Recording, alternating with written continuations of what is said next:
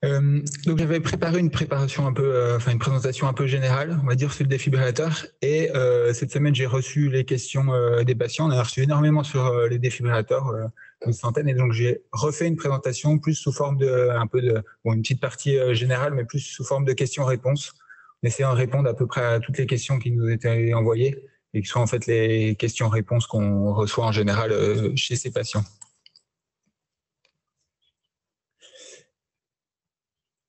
Donc, avant de rentrer dans le vif du sujet, tout de même rappeler ce que c'est qu'une tachycardie, une fibrillation des ventricules. C'est un court-circuit au niveau du muscle cardiaque qui fait que les deux ventricules vont se contracter tellement rapidement qu'ils finalement ils vont arrêter de se contracter et ce qui est responsable d'un arrêt cardio-respiratoire dont on a parlé avant. Le seul traitement de ça, c'est de faire repartir le cœur en rythme normal par un choc électrique cardiaque, que ce soit un choc externe, comme sur le dessin, voilà, avec des palettes, ce que font les pompiers, ce que font les défibrillateurs externes des lieux publics, ou que ce soit un choc électrique par un défibrillateur interne implantable. Voilà, le choc électrique, c'est le même principe, c'est la même chose. La seule différence, c'est que le défibrillateur implantable est toujours sur le patient, qui fonctionne complètement automatiquement. Voilà. Une petite quand même remarque, c'est de ne pas confondre les fibrillations des ventricules, qui sont des maladies qui sont responsables d'un arrêt cardiaque, avec les fibrillations des oreillettes, en particulier la fibrillation atriale, qui est une pathologie beaucoup plus fréquente et beaucoup moins grave, sauf dans certaines situations. Mais aujourd'hui, on parle surtout, pour les défibrillateurs, en tout cas des fibrillations des ventricules.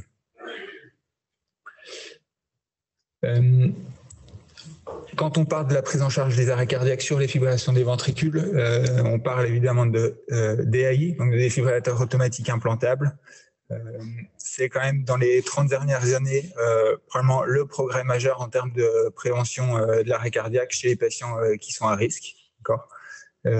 C'est un appareil qui a été développé à partir des années surtout 90, l'implantation, donc ça fait maintenant 30 ans, voilà, avec des progrès qui ont été majeurs, à la fois dans le fonctionnement, dans la sécurité, mais aussi pour le patient et pour son confort.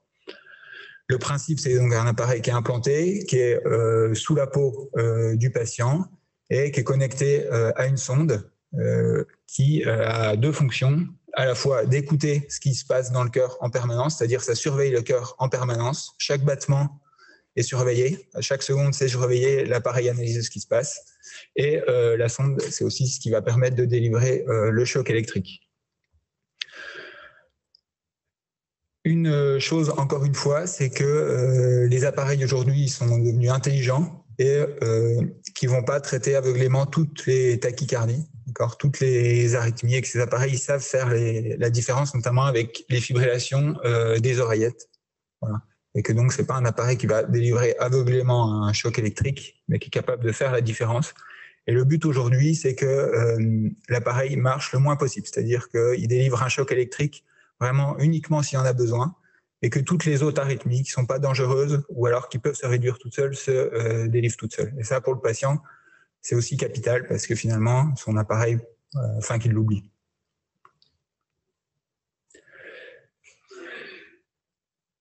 Depuis maintenant une dizaine d'années, on a deux modèles de défibrillateurs. Le modèle classique à partir des années 90, c'est le défibrillateur avec une sonde endocavitaire. C'est-à-dire c'est un appareil qui se met dans la région pectorale, plus souvent à gauche, connecté à un fil qui va aller jusque dans le ventricule droit. Voilà. Ça, c'est ce qu'on appelle les défibrillateurs endocavitaires, le défibrillateur classique. Voilà. C'est un modèle sur lequel on a beaucoup de recul. Mais pour lequel on a essayé de chercher une alternative à cause de principalement deux problèmes. La première, c'est le risque d'infection dans la sonde qui est dans les veines, puisque si un microbe va passer dans les veines, il peut se fixer sur la sonde. Et le deuxième, c'est les sondes qui, au bout d'un certain nombre d'années, souvent après 15-20 ans, peuvent se fragiliser parce que ça reste un fil électrique avec un isolant. Et voilà. Donc, on va dire que maintenant, depuis 15-20 ans, les appareils fonctionnent très bien. C'est-à-dire qu'un patient implanté d'un défibrillateur, on considère, sauf vraiment un cas très très exceptionnel, il ne peut plus faire un arrêt cardiaque. Voilà. En revanche, la problématique, c'est surtout les complications à long terme. Au bout de 15-20 ans, un appareil qui s'infecte ou un appareil qui casse. C'est pour ça qu'a été développé un nouveau type d'appareil qui sont les défibrillateurs, ce qu'on appelle sous-cutanés. Donc, ça ne veut pas dire que le boîtier est sous-cutané, parce que dans tous les cas, le boîtier est sous-cutané, mais ça veut dire que la sonde est sous-cutanée, c'est-à-dire qu'il n'y a plus de matériel ni dans les veines, ni à l'intérieur du cœur. Le gros avantage par rapport à ça, c'est qu'on diminue donc, les complications d'infection et de rupture, puisque la sonde n'est plus dans les veines, donc il n'y a plus normalement de petits microbes qui peuvent venir se fixer dessus. Et deuxièmement, la sonde n'étant pas dans les veines, elle est plus grosse et donc plus solide. Voilà. Ça, aujourd'hui, maintenant, ça fait 8 ans qu'on en implante. Et on en implante de plus en plus dans certaines indications. Tout le monde n'est pas éligible à cet appareil. Voilà. Pour vous montrer un peu les dispositifs, ce qu'il faut savoir, c'est que les défibrillateurs sous-cutanés, ceux de gauche, voilà, sont plus gros que les appareils endocavitaires. Voilà. Ça, c'est un défibrillateur endocavitaire, donc classique. Voilà. Et celui-ci, c'est un défibrillateur sous-cutané, donc qui fait presque le double de taille. Voilà. Ça s'explique. On pourra peut-être les laisser sur une table après, à la pause, ouais. Comme ça, vous pourrez regarder. Alors, l'idée, ce ne sera pas les toucher avec les mesures sanitaires, mais au moins pour voir de près, quoi. Voilà. Et pourquoi les appareils sous-cutanés sont plus gros? C'est expliqué par le fait qu'il n'y a pas de sonde à l'intérieur du cœur et que donc le choc électrique qui doit être délivré est 2 fois plus fort en termes d'énergie. Et donc, pour être 2 fois plus fort, il faut 2 fois plus de batterie, 2 fois plus de condensateurs. Voilà. Et donc, ce qui fait que les boîtiers sont plus gros. Donc, ça, c'est pour vous montrer le résultat en termes de radio. Sur la gauche de l'écran, donc le défibrillateur, on voit en haut à droite de l'image, donc en région pectorale, avec la sonde et les grosses barres blanches, c'est ce qu'on appelle les coils, c'est ce qui délivre les chocs électriques. Tandis qu'à droite, on voit la sonde qui est, elle, plutôt vers le sternum, donc qui est juste sous la peau, et le boîtier qui est plutôt dans l'aisselle. Donc ça, c'est pour vous montrer un peu les dispositifs. Donc le boîtier, le défibrillateur, ce qu'on voit au-dessus, c'est une sonde. Et la sonde, elle est fixée à l'intérieur du ventricule droit avec une petite vis qui fait 1 à 2 mm, ce qui lui permet de tenir. Voilà. Et c'est aussi la vis qui permet de transmettre l'électricité jusqu'à l'appareil. C'est une question qui nous est souvent posée, la différence entre un pacemaker et un défibrillateur. Okay. Faut savoir qu'on implante, nous, à peu près 4 pacemakers pour un défibrillateur. Donc, le pacemaker, c'est quelque chose de beaucoup plus fréquent que les défibrillateurs. Le but d'un pacemaker, c'est de stimuler le cœur s'il est trop lent. C'est plus souvent une pathologie du sujet âgé. Voilà. La stimulation, elle est non ressentie, elle est indolore. C'est-à-dire que les gens ne peuvent pas dire s'ils sont stimulés à un moment ou à un autre. Ça, ils n'en savent rien du tout. Voilà. Et les pacemakers, c'est des appareils qui sont plus petits, qui font, là j'ai un exemple, qui font encore la moitié, par exemple, d'un appareil de défibrillation. Voilà, c'est des appareils qui sont tout petits, ils ne délivrent pas de choc, donc ils n'ont pas besoin d'avoir de gros condensateurs comme un défibrillateur. Le défibrillateur, en revanche, le but, c'est de faire revenir le cœur à un rythme normal s'il s'emballe. Voilà. Et c'est donc une défibrillation, c'est une décharge électrique, d'accord? Donc c'est quelque chose qui est, si le patient est conscient, qui est ressenti, d'accord? Voilà. Et le but, c'est qu'un défibrillateur, il fonctionne soit occasionnellement, c'est-à-dire 1 fois par an, 1 fois tous les 5 ans, uniquement quand il y en a besoin, voire jamais. Il y a de nombreux défibrillateurs qu'on implante, finalement, qui délivreront jamais de choc. Et finalement, c'est la meilleure chose. C'est-à-dire que les gens n'ont jamais fait d'arrêt cardiaque, ils étaient rassurés pendant 20 ans. Donc finalement, ça s'est bien passé, ils n'en ont pas eu besoin. Voilà. En revanche, ce qu'il faut savoir quand même, c'est qu'un défibrillateur, c'est un pacemaker avec une option de défibrillateur. C'est-à-dire que tous les défibrillateurs avec une sonde à l'intérieur du cœur sont capables de faire pacemaker. Voilà. Ce qui est pas, l'inverse n'est pas vrai. Un pacemaker ne peut pas faire défibrillateur. D'accord. Donc voilà, ça c'est vrai, sauf pour les modèles sous-cutanés, puisque les modèles sous-cutanés, il n'y a pas de sonde à l'intérieur du cœur, ils ne peuvent donc pas aller stimuler le cœur. Donc retenir qu'un défibrillateur, finalement, c'est ni plus ni moins qu'un pacemaker avec l'option de pouvoir délivrer un choc si besoin. Qui a besoin d'un défibrillateur? Pour synthétiser, c'est les gens qui sont suffisamment à risque de faire un arrêt cardiaque. Okay.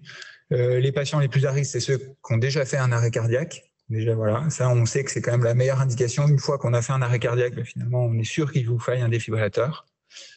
Et après, c'est en fonction de la discussion médicale, en fonction des pathologies. On sait qu'il y a des pathologies qui sont plus à risque que d'autres.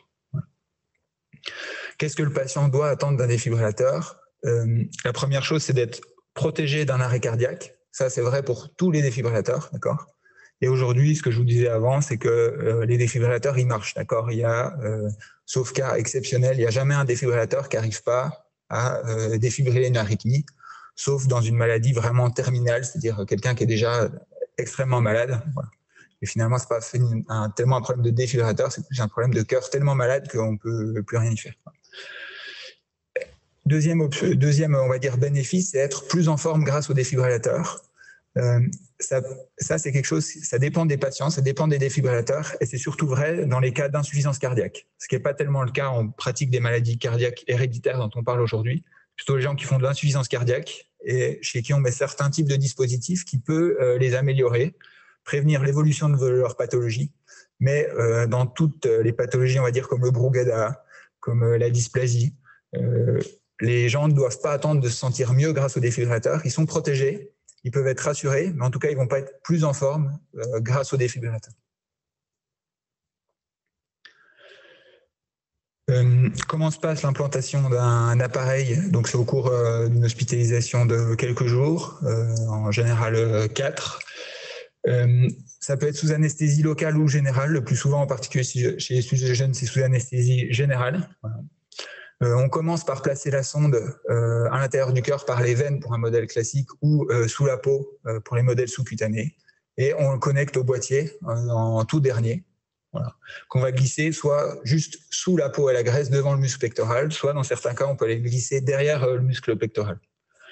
La sonde, elle est vissée à l'intérieur du cœur avec une petite vis qui est relativement petite pour ne pas abîmer le cœur.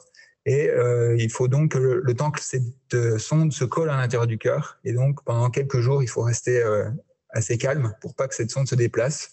Le lendemain de l'intervention, on fait une radiographie ainsi qu'un contrôle pour vérifier que tout va bien. Et les gens sortent souvent le surlendemain de l'intervention. Les boîtiers, vous avez peut-être déjà remarqué que ça se voit plus chez certains patients que d'autres, c'est-à-dire qu'il y a des patients chez qui le boîtier est vraiment uniquement sous la peau, il est très saillant, d'accord, ça se voit, on pourrait presque dire la marque de l'appareil tellement ça se voit.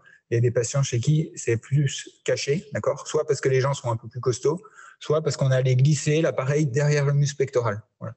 C'est une technique qu'on faisait beaucoup avant parce que les appareils étaient plus gros que maintenant. C'est une technique qui, d'un point de vue esthétique, est bien. Pour les patients, c'est bien. En revanche, on a l'impression que les sondes sont peut-être un peu plus fragilisées par le fait d'être passées entre les muscles. Et donc maintenant, notre stratégie, c'est plutôt de le mettre devant le muscle, d'autant plus que les appareils ont quand même rétréci par rapport à il y a une dizaine d'années. Voilà, donc sauf cas particulier, les patients très jeunes, maintenant, on ne met plus les boîtiers derrière le muscle, on les met plutôt juste sous la peau.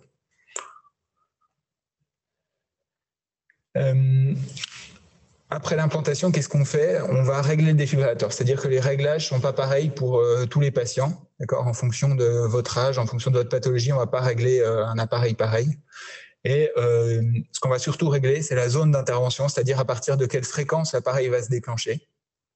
Chez quelqu'un de jeune, on a tendance à mettre cette fréquence souvent plutôt élevée, c'est-à-dire à partir de au moins 190, voire 220, pour être sûr que, par exemple, s'il fait du sport, le défibrillateur ne se déclenche pas à tort. Voilà. Chez quelqu'un qui est un peu plus âgé, vers 60, 70 ans, on sait que de toute façon, son cœur ne montera pas à 170, tout du moins s'il monte à 170, c'est anormal. On aura donc tendance à mettre des zones de suspicion d'arythmie plus basses. Donc, le principal réglage de ça, c'est la fréquence à partir de laquelle l'appareil va se mettre, on va dire, en réflexion. Souvent, c'est entre 180 et 220.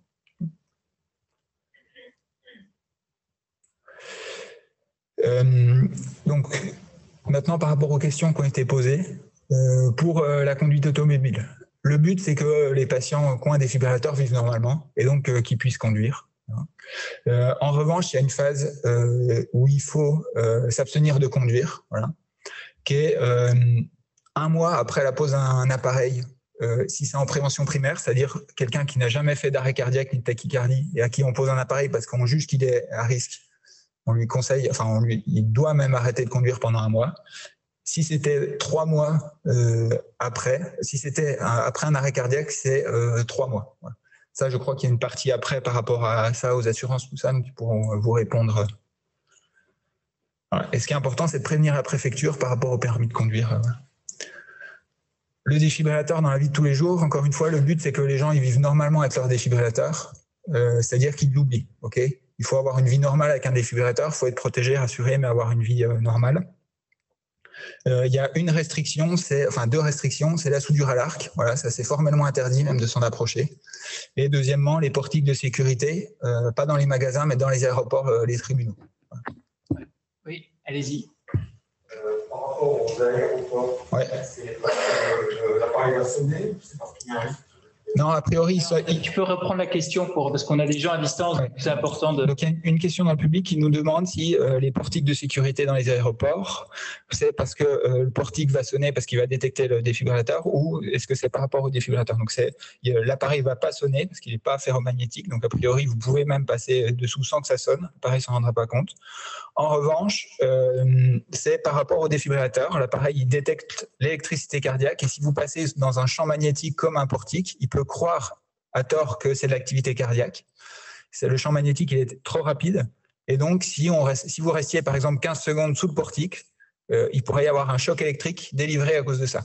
En pratique, si on passe 2 secondes sous un portique de sécurité, il ne se passerait probablement rien, mais il ne faut pas rester coincé sous le portique ni à proximité. Non, c'est plutôt de prendre un choc électrique alors qu'il n'y a pas besoin. Parce qu'il y a vraiment, je pense que quand même, pour tranquilliser, si tu passes, tu as dit, si vous passez à travers, il n'y a pas de risque, c'est pas grave. Les appareils aujourd'hui sont réglés pour ne choquer une arythmie qu'après, on va dire 15 à 20 secondes. Donc, c'est-à-dire qu'il faut qu'il y ait 15 à 20 secondes de champ électrique détecté pour qu'il y ait un choc électrique, ce qui en pratique ne se passe pas. C'est-à-dire, moi, je n'ai jamais vu un patient qui s'était pris un choc électrique parce qu'il passait sous un portique. Ouais. Par rapport au scanner 3D, non, ça, c'est pas un champ magnétique, donc ça, il n'y a pas de souci. J'ai rencontré, quand on a pu se promener dans Paris, aller au musée, un problème de portique. Les musées de Paris ont changé le portique traditionnel sur lequel on ne passait pas du tout, avec un portique qui, paraît-il, maintenant est possible. Seulement, vous n'avez aucune notification de cardiologue pour indiquer qu'effectivement, les porteurs de pacemaker ou défibrillateur ne risquent rien. Et lorsque j'ai dit que je ne passerais pas, mais qu'ils pouvaient me fouiller ou appeler l'hôpital pour voir que je ne raconte pas de blague, ils n'ont jamais voulu que je rentre dans le musée. Ça a été vraiment un pugilat presque, qui a été insupportable. Parce que à la base de ce portique, c'est-à-dire... Excusez-moi, vous pouvez parler un tout petit peu plus près du micro, s'il vous plaît. Je suis désolée, c'est juste parce qu'il y a d'autres personnes à distance. Donc, elle me montrait qu'à la base de ce portique où il fallait se mettre à 4 pattes pour lire, il y avait une note du commercial, seulement du commercial, qui disait qu'il n'y avait aucun risque. Or, moi, je n'ai pas voulu le prendre et ça a été très compliqué. On m'a laissé passer, mon mari l'a entendu parce que je n'avais pas une tête de terroriste. Voilà. Donc classiquement, ce qui est quand même conseillé, c'est de ne pas passer sous les portiques magnétiques, c'est-à-dire tous les portiques qui ressemblent aux portiques d'aéroport, voilà, parce qu'ils sont quand même à risque de champ magnétique. Par rapport à ces portiques, moi j'avoue que j'ai pas d'expérience sur ces nouveaux portiques. Je pense quand même que le bon sens, c'est si vous avez une carte de défibrillateur, que vous êtes porteur. Ah, mais il n'y a rien eu à faire. Hein. J'ai montré la carte, on a demandé le chef de sécurité, le directeur du musée, etc. C'était au musée moderne de Paris. Il n'y a rien eu à faire. Bon, de toute façon, je suis passée parce que je vous dis, je n'avais pas une tête de terroriste. Voilà. Après, ça va aussi avec ce qu'on disait sur faire savoir les choses. Le problème, et les associations de patients sont également là pour ça, pour nous aider, pour relayer le message. Et plus les choses seront connues, moins les gens en auront peur, entre guillemets. C'est-à-dire qu'il y aura plus une connaissance et moins ce genre de problème surviendra. C'est beaucoup un problème de méconnaissance des choses. C'est le gros souci. C'est pour ça aussi qu'on communique, pour essayer de faire comprendre tout ça aux gens. Tout à fait. Oui. Donc, les appareils maintenant récents, la question c'est pour l'IRM. Voilà, est-ce qu'on peut faire une IRM? Quelles sont les précautions par rapport à ça? Les appareils récents maintenant sont certifiés IRM compatibles, c'est-à-dire qu'il n'y a pas de danger d'aller dans une IRM. Voilà. En revanche, il faut que le défibrillateur soit éteint avant, puis réallumé après, ce qui nécessite la présence d'un cardiologue. Par rapport à ça, on a une collaboration avec le service de radiologie du CHU, en particulier à Pellegrin. Ce qui fait que 2 après-midi par mois, on va faire des vacations spécialement dédiées aux patients qui ont un défibrillateur ou un pacemaker. Voilà. Ça reste un peu compliqué, c'est-à-dire que les délais sont plus longs. Les radiologues sont un peu plus, on va dire, exigeants sur les indications d'IRM. Voilà, il faut vraiment en avoir besoin. Mais s'il y a besoin, on peut. Nous, on va faire les réglages et il n'y a pas de risque. Mais il faut que ça soit dans une structure où il y a une collaboration cardiologue-radiologue. Voilà. Par rapport aux dents, il n'y a aucun souci. Okay. Est-ce qu'il y a d'autres questions? Oui, il y a une question sur le chat. Ouais. Est-ce que tu peux expliquer, si tu peux, Samuel, les critères pour un DEF sous-cutané, en fait? Pourquoi un patient est éligible ou peut-être pourquoi il ne le serait pas, s'il te plaît? Donc, comment est-ce qu'on choisit entre les défibrillateurs endocavitaires classiques et défibrillateurs sous-cutanés? On a dit l'avantage des défibrillateurs sous-cutanés, c'est que probablement il y a moins de complications à long terme, c'est-à-dire que la sonde ne va ni s'infecter ni se casser. Les points négatifs pour le défibrillateur sous-cutané, premièrement, c'est que ça ne fait pas pacemaker. Donc, si un patient a besoin des deux, eh ben il ne peut pas être candidat au défibrillateur sous-cutané. Deuxième chose, c'est que la détection cardiaque via le défibrillateur sous-cutané, elle se fait à distance, alors que dans un défibrillateur normal, ça se fait à l'intérieur du cœur. Et ce qui fait qu'en fonction de la morphologie des gens, en fonction de la position du cœur, on a 15-20% des patients chez qui on ne peut pas implanter de défibrillateur sous-cutané parce que la détection du signal cardiaque sera insuffisante. Voilà. Donc c'est principalement ça qui fait, voilà. Donc d'un côté, le besoin d'avoir un pacemaker, de l'autre, est-ce que chez ce patient, c'est compatible ou pas? Est-ce que ça permet un fonctionnement normal ou pas?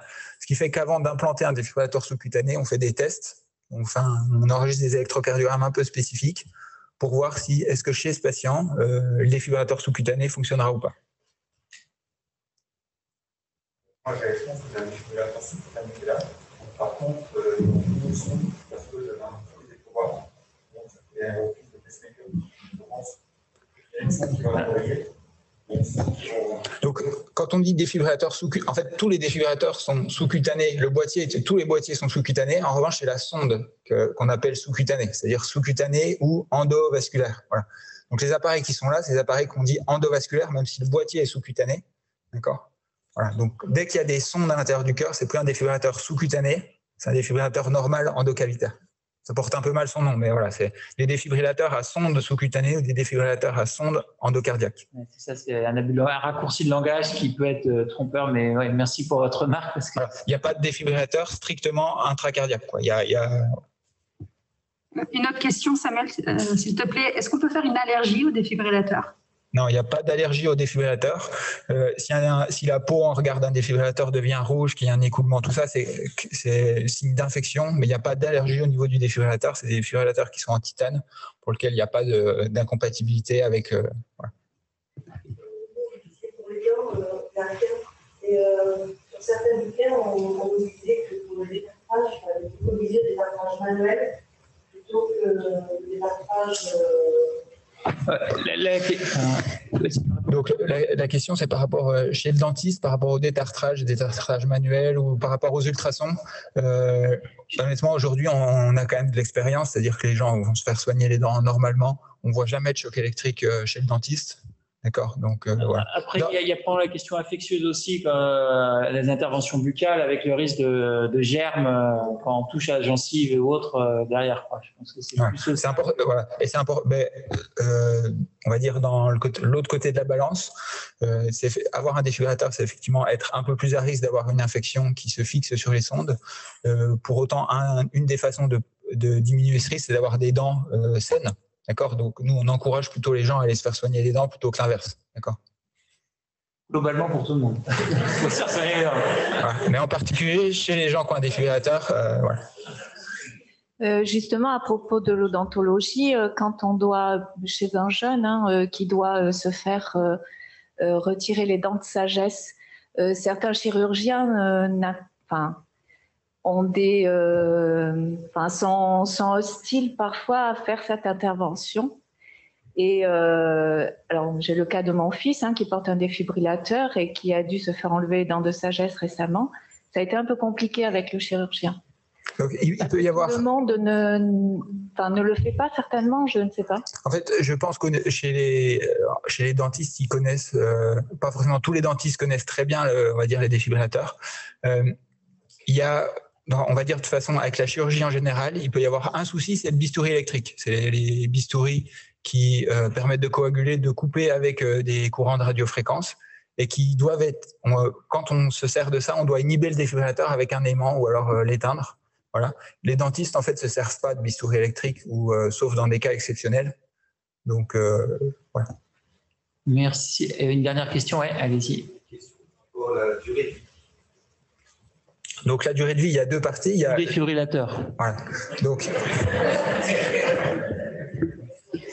y a la sonde et le boîtier. D'accord. C'est la batterie, c'est à l'intérieur du boîtier. Ça a une durée de vie entre 7 et 12 ans. Voilà, ça dépend de comment on s'en sert, ça dépend des modèles, ça dépend. Voilà. Et la sonde, théoriquement, c'est une sonde qui est placée à vie, c'est-à-dire qu'une fois qu'on l'a mis, elle est là pour tout le temps. Malheureusement, on sait que au bout de très longtemps, par exemple au bout de 30 ans, les sondes, elles ont tendance à s'abîmer et que voilà. Okay. Merci beaucoup, Samuel.